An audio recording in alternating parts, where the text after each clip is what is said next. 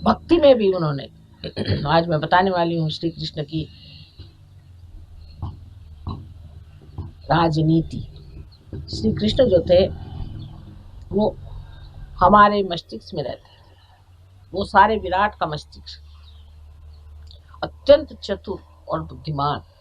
सारा चातुर्य संसार का उन्हीं से आता है।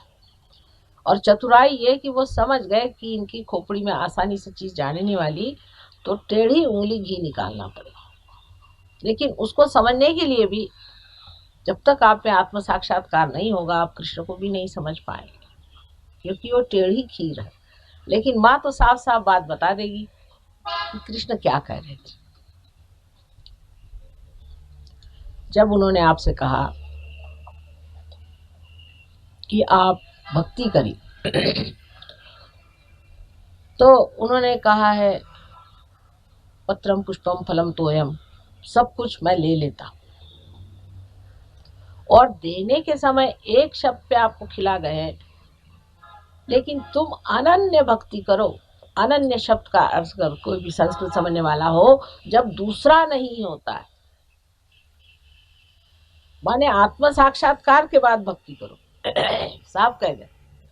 वो कोई दुकानदार नहीं थे, तो पहले उन्होंने बढ़िया चीज कह दी कि ज्ञान को प्राप्त करो।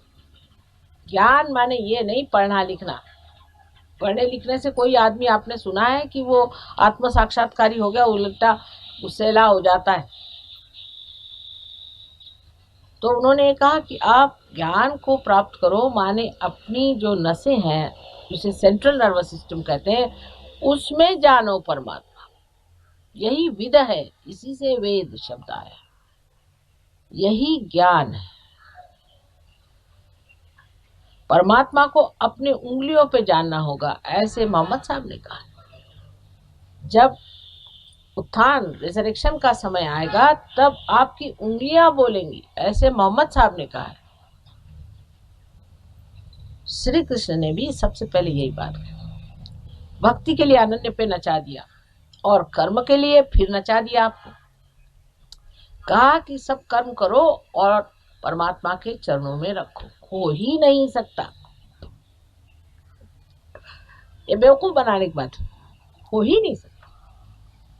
जब तक आपके अंदर अहंकार है, आप कभी भी कोई सा भी कर्म करने पर यही सोचेगा कि हम ही कर रहे हैं।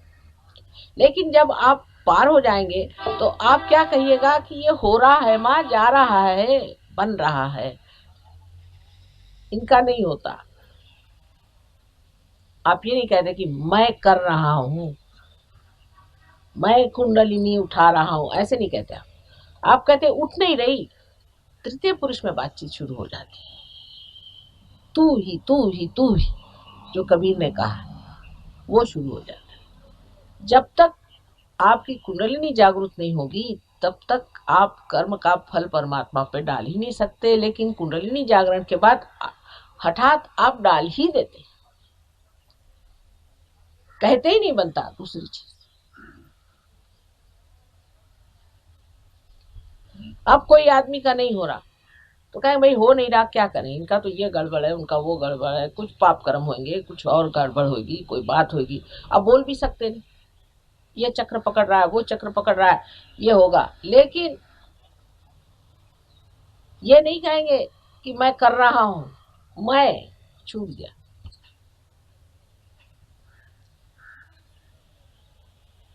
कहे नानक बिन आपा चीन्हे, मिटे न भ्रम की काई। अब वो रट रहे हैं, अखंड पाठ कर रहे हैं। अरे वो उसमें जो लिखा है उसका क्या तुम पाठ कर रहे हैं? वो अखंड पाठ रामायण का हो रहा है, अखंड पारायण महाराष्ट्र में गुरु चरित्र का होता है, अखंड होते रहता है। कुछ थोड़ा खंड पड़े तो अच्छा हो, मनुष्य कम से कम विचारे तो कि इसमें क्या लिखा है, क्या मैं पढ़े जा रहा हूं। ऐसे रटने से कहीं परमात्मा नहीं मिलते। वही हाल पूजा पाठ का है। आप देखते हैं जो लोग पूजा पाठ करते हैं वो इतने क्रोधी होते हैं कि भगवान बचाए रखे। जिसने जिस दिन हनुमान जी का व्रत रखा उस दिन भाग खड़े होना चाहिए, उन पर बस हनुमान जी उतर आते हैं। हालांकि हनुमान जी इतने कृपालु और इतने सुंदर है, लेकिन उनके भजन करने वाले लोगों से भगवान बचाए रखे। तो अपने बच्चे पूछते हैं कि ऐसे भगवान से फायदा क्या भाई, ऐसे भगवान को क्यों मानते हो जहाँ कि बस ब्राह्मणों को पैसा चढ़ा रहे हो और तो कुछ फायदा हो नहीं रहा। उनके सामने सिद्ध करना होगा कि जब परमात्मा मिल जाते हैं तो अंदर से परिवर्तन हो जाता है। परिवर्तन होना चाहिए। हमारे यहाँ पक्षी को कहते हैं द्विज और ब्राह्मण को कहते हैं द्विज। जिसने ब्रह्म को जाना सो ही ब्राह्मण है। नहीं तो वाल्मीकि जी ब्राह्मण कैसे हुए और व्यास जी जिनकी आप गीता रोज पढ़ते हैं वो कैसे ब्राह्मण हुए? सीधा ही सा। कोई बुरा माने चाहे भला माने, बात सही है कि जब तक आपका आत्म साक्षात्कार नहीं हुआ आप ब्राह्मण कहलाने लायक नहीं। अब ब्रह्म को जानना तो द्विज पक्षी को भी कहते हैं, ब्राह्मण को भी कहते हैं। वजह यह है कि द्वि जाए थे, जिसका 2 बार जन्म होता है वो पक्षी, वो पहले अंड स्वरूप होता है और फिर पक्षी स्वरूप हो जाता है। इसी प्रकार जो मनुष्य पहले मानव स्वरूप होता है और फिर आत्म साक्षात्कारी योगी स्वरूप होता है, ये उसका दूसरा स्वरूप जब तक नहीं, परिवर्तन से जब तक ना आए। ये नहीं कि लगा लिया अपने ऊपर मैं महायोगी हूँ, एक इश्तहार आता, इसमें इश्तहार लगाने की बात नहीं। अंदर से जो परिवर्तित होता है वो आदमी दिखाई देता है। जो कभी गाना नहीं गाते थे वो बढ़िया गाना गाने लग गए, जो कभी चित्र नहीं बनाते थे वो बड़े भारी आर्टिस्ट हो गए। कहाँ से कहाँ लोग पहुंच गए और सब आनंद में विभोर संतुष्ट बैठे। लेकिन थोड़ी सी पुण्याई तो होनी चाहिए। अब आप कहिए कि माँ हिटलर को आप जागृति दीजिए, तो बहुत मुश्किल काम है भाई। और मैं क्यों हिटलर को देने जाऊं? मेरे भक्त बहुत हैं, उन्हीं को मैं दूंगी कि नहीं।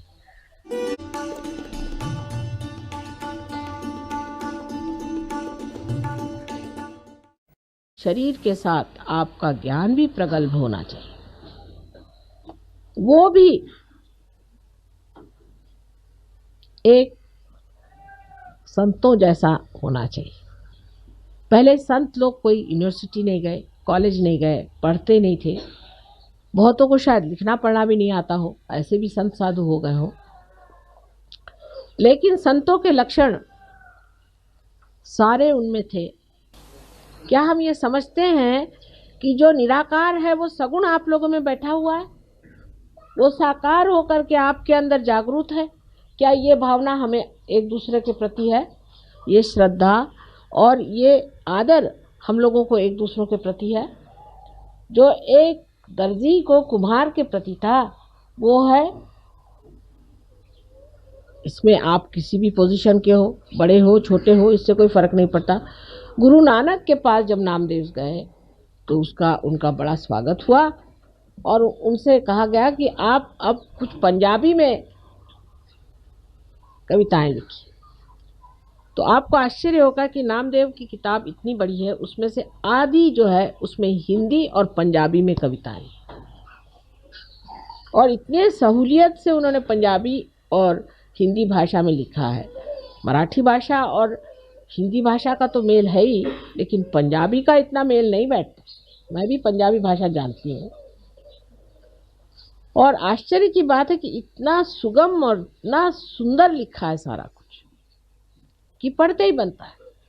और उनका कितना आदर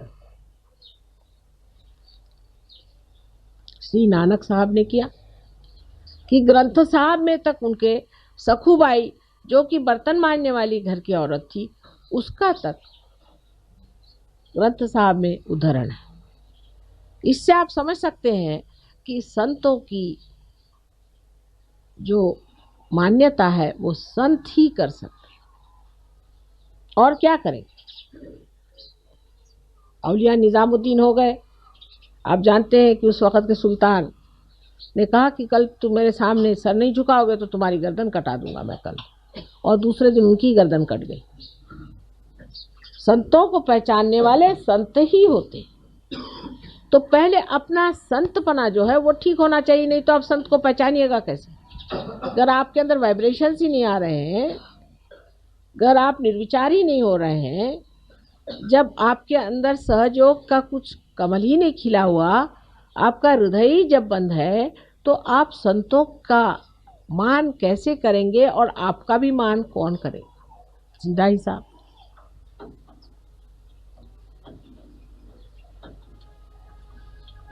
तो संतों का मान जब शुरू होता है, तब मनुष्य ये भी सोचता है कि उस मान्यता पे हम आए,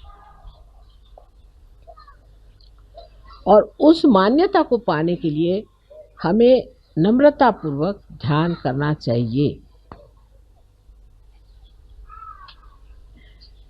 यहाँ बातों के और लेक्चरों से तो काम होने नहीं वाला,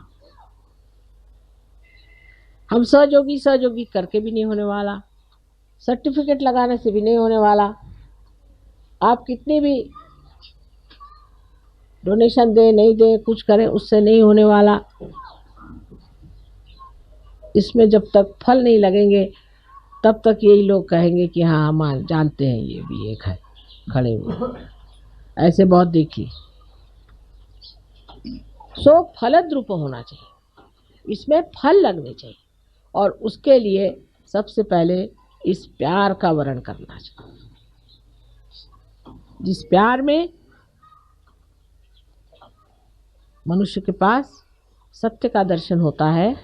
इतना ही नहीं, पर उसमें शून्यता आती है, विजडम आती है, इस प्यार में विजडम आती है, और उस प्यार के साथ, उस मोहकता के साथ, उस मृदुता के साथ धीरे धीरे ये पेड़ बड़ा सुंदर बढ़ने लग जाता है।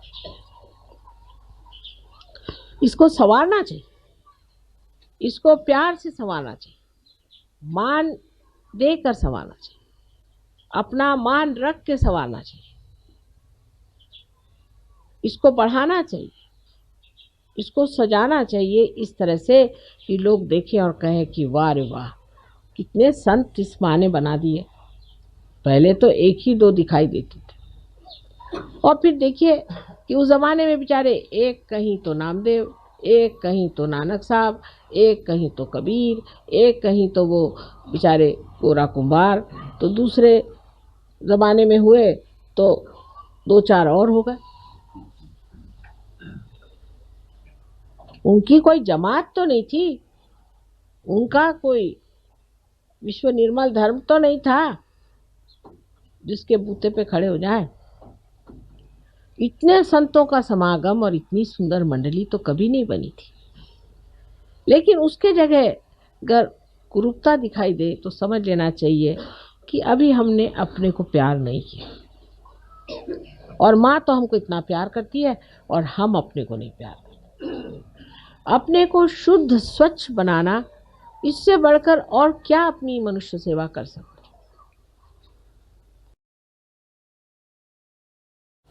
तो पहले इसमें प्रेम का दर्शन होना चाहिए, आपस में प्रेम भाव, दोस्ती।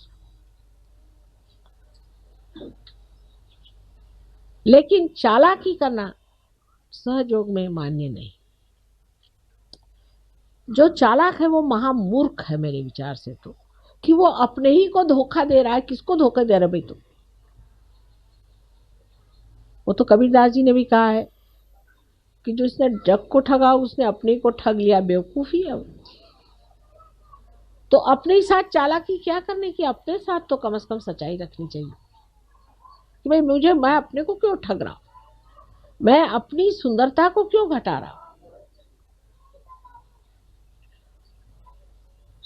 जो भी आपका अंदर है वो बाहर दिखाई देने लग जाएगा। धीरे धीरे आप देखेंगे कि आप सौम्य स्वरूप, आकर्षक, मोहक, इस तरह के एक विशेष रूप के योगी संत हो जाए।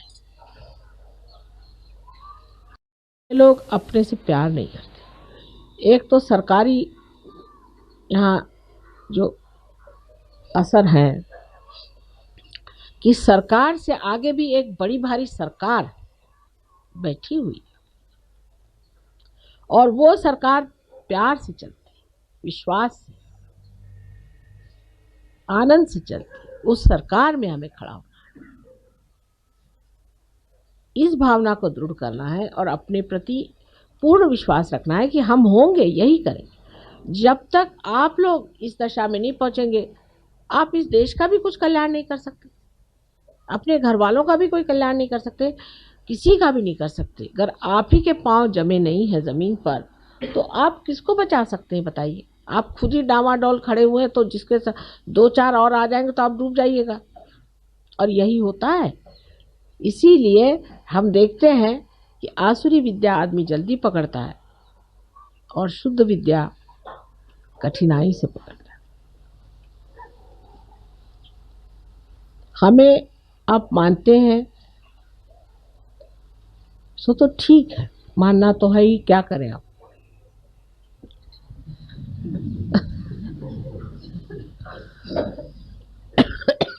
लेकिन मानने का अर्थ ये नहीं होना चाहिए कि हमने माँ के पैर छू लिए, माँ को हार पहना दिए, माँ को फूल दे दिया। नहीं, मेरे गले के हार बनना चाहिए आपको बनना चाहिए, हार को नहीं। आप मेरे गले के हार बनिए, आप मेरी शोभा बने, तब मैं कहूँ कि आप मुझे मानते, कि दुनिया कहे कि हाँ भाई तुम्हारे एक सहयोगी मिले थे, उनको देखकर हम समझ गए कि कोई विशेष बात है। ऐसे हो नहीं सकता।